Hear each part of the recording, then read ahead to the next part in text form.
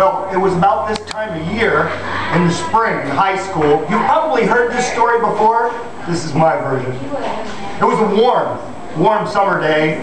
Almost, you know, summer was around the corner. School would be out in just a couple weeks. And all the high school students were sitting in their math chairs, you know, with their feet up on the seat in front of them. And they kind of dozing off into the sun.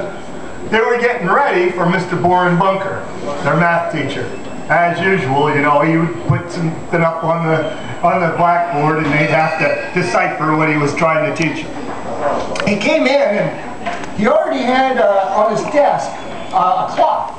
And he kind of looked at him and he reached out underneath and he brought out a big old pickle jar. Remember the ones when you were a kid in a mom and pop shop? Had the pickles in there with that old murky, gurky water, you know, and they'd stick tongs if they didn't know you, but if they knew you, they might just pull their sleeve up and reach down and grab you a big old dill pickle, you know, the kind that made your face just pucker right up. Well, this was that kind of jar, but this jar was clean. It was clean, and he looked into the jar, and he reached out underneath, and he had a bag of marbles, you know, like you'd use in elementary school. You know, you'd draw a circle in the dirt, and you'd shoot the marbles, you know, that kind, playing marbles. And he just dumped them in the jar. Well, they all got out their paper because they figured that it was time to start figuring out volume. And as they were figuring it out, he asked them, he said, students, would you say that this jar is empty or full? And all the students, you know, they all said, full, full. You know, they all agreed. Okay. And he reached out underneath that cover again, and he pulled out a big basket of pebbles. You know, like you'd see at the beach.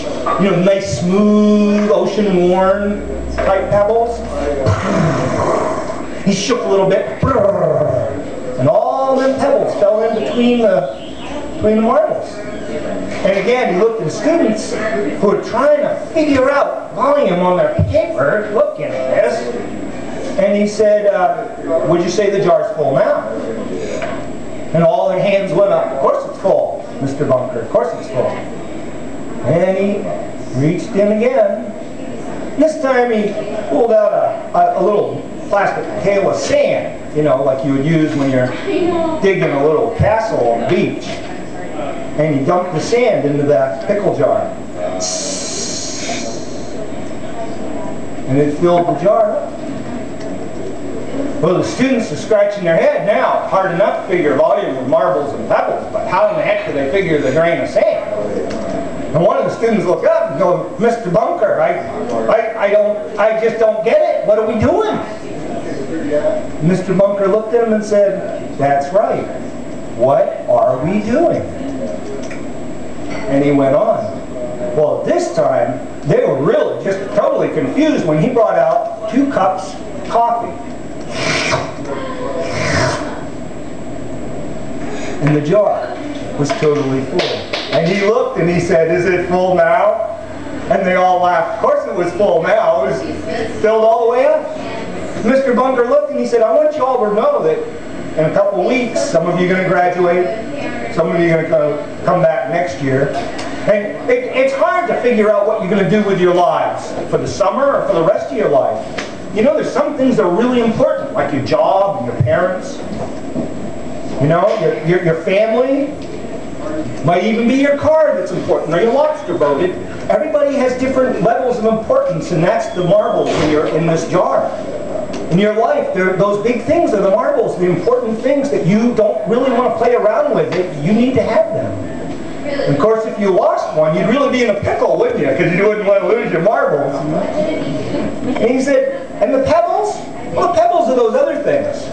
You know, maybe that job that's not so important, or that social group that you like to hang out with, but you could skip it if you needed to. That's the pebbles in your life. Things that you might do without if you had to do without. And of course the sand is things that you don't even need at all. You know, those are those petty little things about, well, really, what time is it? Am I running late or short? And is that the right color? And do I have to plan my college career now, or can I think about my date this Friday? Everybody's sand is as different as their pebbles and their marbles. And the sand is just filler. And like the sand in an hourglass, it too passes with time. It isn't as important down the line. So as you get ready to move on with your lives, I want you to remember the important things in your life and remember those marbles. And one of the students raised their hand and said, "But Mr. Bunker, I don't understand. What was the 2 cups of coffee for?" And Mr. Bunker smiled. "No matter how busy you get, my friends, you always have time for a couple cups of coffee among friends." I wanted to dedicate this piece tonight to the people that came here because this is their important marbles, and also to the people that are observing important holidays for themselves that didn't come today because those are their important marbles. You see, we all choose our own marbles. We can play with our friends' marbles, but don't you dare try to organize or prioritize them. That's up to them.